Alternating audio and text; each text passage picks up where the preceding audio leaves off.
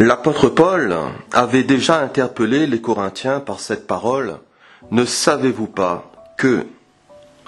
Dans la continuité de cette pensée, l'apôtre dira dans 1 Corinthiens et au chapitre 6 et au verset 1 « L'un d'entre vous, lorsqu'il a un différend avec un autre, ose-t-il plaider devant les injustes et non devant les saints? Ne savez-vous pas que les saints jugeront le monde? Et si c'est par vous que le monde est jugé, êtes-vous indigne de rendre les moindres jugements? Ne savez-vous pas que nous jugerons les anges? Et nous ne jugerions pas, à plus forte raison, les choses de cette vie? Si donc vous avez des différends pour les choses de cette vie, ce sont des gens dont l'Église ne fait aucun cas, que vous prenez pour juges.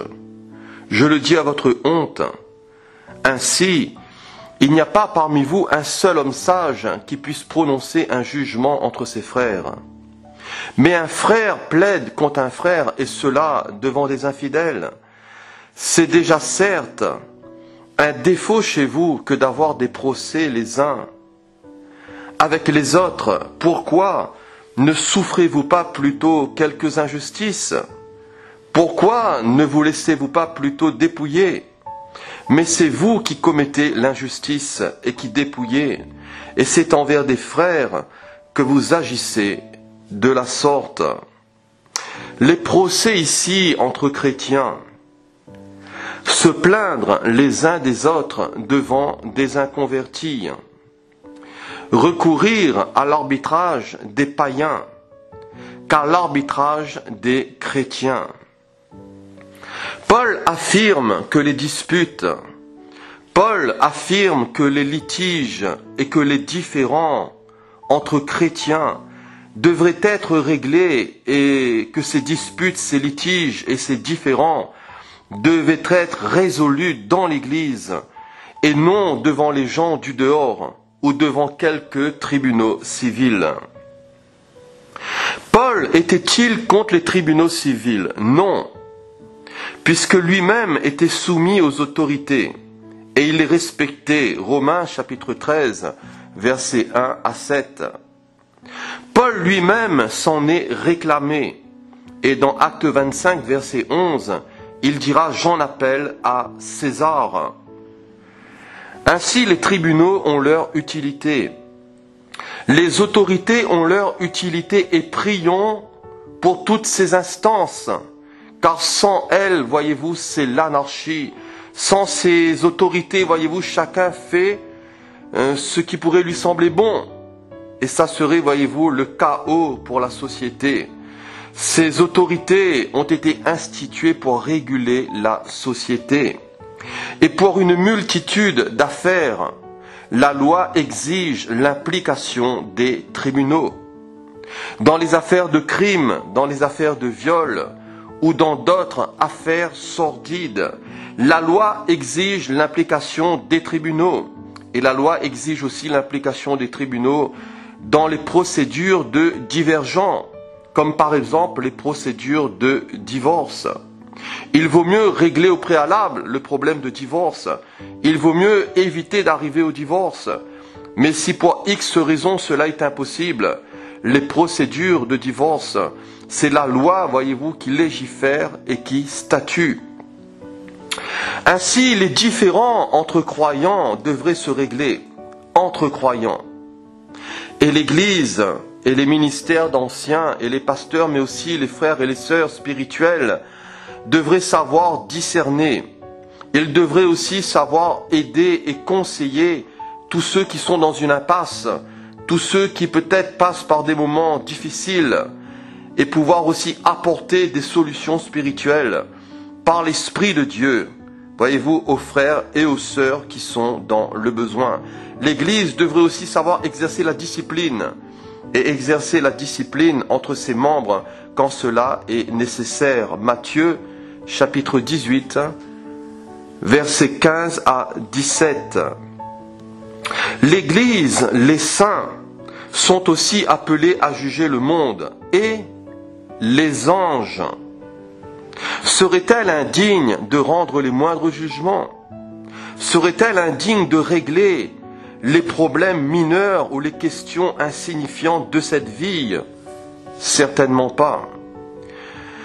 Au lieu de s'attenter des procès les uns envers les autres, Paul dira, mais pourquoi ne souffrez-vous pas plutôt quelques injustices? Pourquoi ne vous laissez-vous pas plutôt dépouiller? Paul ne dit pas que l'Église doit permettre à ses membres de profiter illégalement des autres. Non, l'apôtre Paul ne dit pas cela. Mais l'apôtre dit, au lieu de vous quereller, au lieu de vous chamailler, au lieu de vous disputer, mieux vaut couper court et aussi favoriser l'autre. Et dans Genèse chapitre 13 du verset 7 à 9, il est dit qu'il y eut querelle entre les bergers des troupeaux d'Abraham et les bergers des troupeaux de Lot. Il y eut querelle entre eux. Les Cananéens et les Phérésiens habitaient alors dans le pays. Abraham dit à Lot, qu'il n'y ait point, je te prie, de dispute entre moi et toi, ni entre mes bergers et tes bergers. Car nous sommes frères, tout le pays n'est-il pas devant toi? Sépare-toi donc de moi, si tu vas à gauche, j'irai à droite, et si tu vas à droite, j'irai à gauche. Abraham était un homme pacifique. Abraham était un homme sage et intelligent, c'était un homme qui recherchait la paix. Et la Bible nous dit, autant que cela dépend de vous, soyez en paix les uns avec les autres, autant bien sûr que cela dépend de vous. La pratique de l'amour est préférable qu'à la pratique de l'injustice. La pratique de l'amour offre aussi un témoignage chrétien adéquat. Et il vaut mieux subir une injustice que d'en commettre. Dans la continuité de cette pensée, ne savez-vous pas que, deuxièmement, dans 1 Corinthiens chapitre 9, concernant la défense de son apostolat, l'apôtre Paul dira au verset 13, « Ne savez-vous pas que ceux qui remplissent les fonctions sacrées sont nourris par le temple, que ceux qui servent à l'autel ont part à l'autel. De même aussi, le Seigneur a ordonné à ceux qui annoncent l'Évangile de vivre de l'Évangile. » L'apôtre dira, n'avons-nous pas le droit de manger et de boire? N'avons-nous pas le droit de mener avec nous une sœur qui soit notre femme, comme font les autres apôtres et les frères du Seigneur et Céphas? Une sœur qui soit notre femme. Il est bon d'être uni à une convertie, à une chrétienne. Et même Céphas avait sa femme. Céphas, c'est l'apôtre Pierre. Et d'après la théologie catholique, Pierre fut le premier pape. Le premier pape était marié. Pour information, l'apôtre Pierre n'a jamais été pape. C'est une hérésie et c'est une fausse doctrine. Ainsi, les serviteurs de Dieu ont droit de vivre. Les serviteurs de Dieu ont droit de manger, de boire et de se marier. Donnons-leur ce qu'il faut pour que leurs femmes aussi n'aient pas à travailler et travaillent plutôt aux côtés de leur mari et du ministère de leur mari dans l'œuvre de Dieu. Pour Paul, bien qu'ayant ce droit de recevoir l'aide financière des églises, il s'en est souvent abstenu. Il n'a jamais usé de ses privilèges. Au contraire, Paul avait gagné sa vie en faisant des tentes. Et au lieu d'insister auprès d'elles, c'est-à-dire au lieu d'insister auprès de ces églises pour obtenir leur soutien financier, il a supporté toutes sortes de privations, il a supporté toutes sortes d'épreuves pour ne pas créer d'obstacles à l'évangile. Paul s'est gardé d'être à la charge des Corinthiens. 2 Corinthiens chapitre 11. Pourquoi? Parce qu'il ne voulait pas que les Corinthiens se plaignent d'avoir dû subvenir à ses besoins. Peut-être l'aurait-il accusé, et peut-être aurait-il accusé Paul de ne prêcher que pour obtenir d'eux de l'argent ou de la nourriture. Paul n'était pas dans le ministère par intérêt personnel ou pour avoir une vie facile. Et sachons soutenir les ministères bibliques. Sachons soutenir les ministères de Dieu. Et tous les appels de fonds ne viennent pas automatiquement du Seigneur. Et la libéralité et la responsabilité vont de pair. Soyons vigilants. Et soyons vigilants concernant ceux à qui nous donnons. Soyons vigilants concernant aussi pour quelle œuvre nous donnons. Prions. Prions le Seigneur de nous diriger dans nos finances. Prions le Seigneur de nous diriger dans ce que nous avons à faire. Car il existe aussi, voyez-vous, des abus. Il existe aussi des déviations dans ce domaine qu'est le domaine des finances. Ne savez-vous pas que, toujours dans ce chapitre 9, et au verset 24, troisièmement, l'apôtre Paul dira « Ne savez-vous pas que ceux qui courent dans le stade courent tous, mais qu'un seul remporte le prix ?» Courez de manière à le remporter.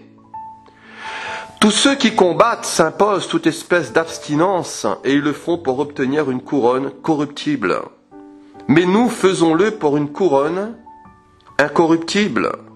Moi donc, dira l'apôtre, je cours, non pas comme à l'aventure je frappe, non pas comme battant l'air, mais je traite durement mon corps, et je le tiens assujetti, de peur d'être moi-même désapprouvé, après avoir prêché aux autres. L'apôtre Paul ici fait allusion aux règles, et aux règles de la course chrétienne. Un passage ici très intéressant qui devrait préoccuper tous les serviteurs et toutes les servantes de Dieu. Bon nombre de croyants commencent leur vie chrétienne avec enthousiasme. Bon nombre de croyants commencent leur vie de foi et leur vie avec Dieu avec zèle. Ils s'entraînent fidèlement pour un temps, mais bien vite ils se fatiguent. Bien vite, à cause des épreuves, à cause des soucis de la vie, à cause des chocs de l'existence, bien vite, voyez-vous, ils se lassent et ils se relâchent. Et c'est une chose que de démarrer avec le Seigneur, mais c'est une autre chose que de demeurer et de persévérer en lui. La Bible nous dit, celui qui persévérera jusqu'à la fin sera sauvé. Paul, lui, il avait l'esprit du gagnant. Et son service n'était pas sans but ni sans effet. Et apprenons à ne pas perdre notre temps. Apprenons à ne pas perdre notre énergie dans des futilités. Pour le véritable athlète, ce ne sont ni ses droits, ce ne sont ni ses sentiments qui priment, mais la nécessité de son entraînement, de son alimentation, de sa compétition. Et même s'il aurait envie de faire la fête, il s'imposera, voyez-vous, la discipline et les heures de sommeil nécessaires. L'esprit du gagnant, c'est de ressembler à Christ. Lui seul a remporté le prix. Courons en lui, courons en Christ, courons par la foi en lui, suivons ses traces. Le but à atteindre est de parvenir à l'état d'homme fait. Le but à atteindre est de parvenir à la mesure de la stature parfaite de Christ. L'esprit du gagnant, c'est aussi de manifester le fruit de l'esprit, c'est-à-dire le contrôle de soi, le contrôle de son corps, car le danger c'est d'être mis sur la touche, le danger c'est d'être inapte pour le service du Seigneur.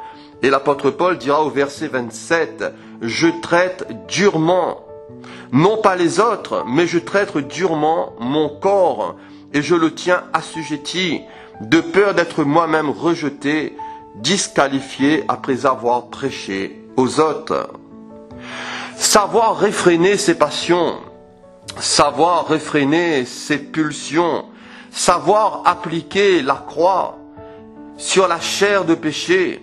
L'Épître aux Hébreux nous dit, nous donc aussi, puisque nous sommes environnés d'une si grande nuée de témoins, rejetons tout fardeau et le péché qui nous enveloppe si facilement et courons avec persévérance dans la carrière qui nous est ouverte, ayant les regards sur Jésus. Alléluia, l'esprit du gagnant. Le gagnant, c'est celui qui vise le prix et qui remporte la course, non pas pour obtenir une couronne de laurier, non pas pour obtenir une couronne corruptible, mais une couronne incorruptible. Alors que Paul pressentait sa mort, dans ses dernières recommandations à Timothée, il dira « Le moment de mon départ approche ». Et frères et sœurs, il nous faudra aussi tous quitter cette terre, quitter ce monde. Et Paul, le moment de son départ approchait, et il dira « J'ai combattu le bon combat, j'ai achevé la course, et j'ai gardé la foi. Désormais la couronne de justice. Mais réservez le Seigneur, le juste juge, me la donnera dans ce jour-là, et non seulement à moi, mais encore à tous ceux qui auront aimé son avènement. Alléluia.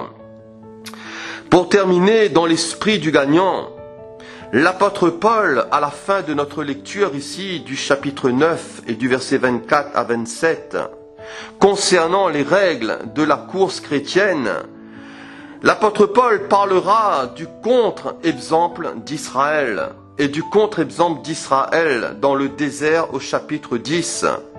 Et il dira au verset 1, « Frères, je ne veux pas que vous ignorez que nos pères ont tous été sous la nuée, qu'ils ont tous passé au travers de la mer et qu'ils ont tous été baptisés en Moïse dans la nuée et dans la mer et qu'ils ont tous mangé le même aliment spirituel et qu'ils ont tous bu le même breuvage spirituel, car ils buvaient à un rocher spirituel qui les suivait.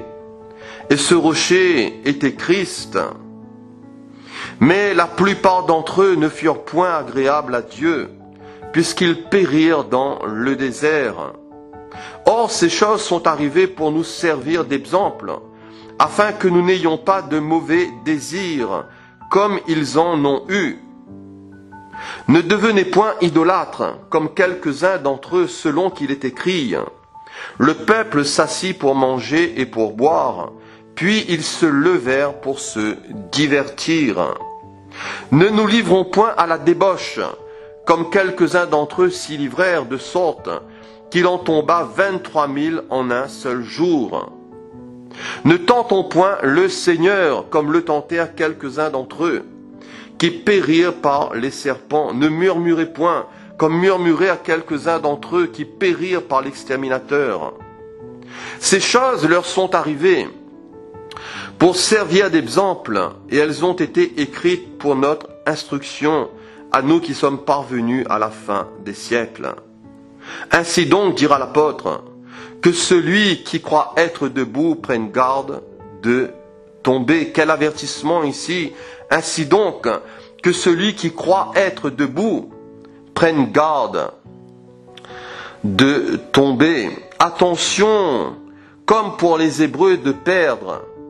Et attention, comme pour les Hébreux, de perdre notre bénédiction, de perdre notre récompense, de perdre notre efficacité et notre utilité. Le danger ici, c'est le danger de l'orgueil, c'est le danger de la présomption, c'est le danger de l'arrogance, de la suffisance, mais aussi de la mauvaise utilisation de la liberté que nous avons dans le Seigneur, de la mauvaise utilisation de la liberté chrétienne.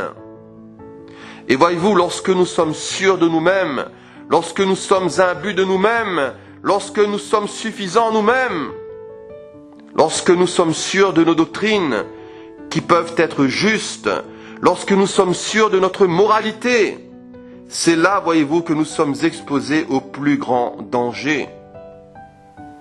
Méfions-nous et confions-nous dans le Seigneur. Consultons le Seigneur par sa grâce. Ayons foi en lui. Cherchons sa face dans ces temps mauvais, dans ces temps difficiles où tout est chamboulé. La Bible nous dit qu'il y a beaucoup d'appelés, mais peu d'élus. Que le Seigneur nous aide dans notre marche avec lui à vivre d'une manière juste.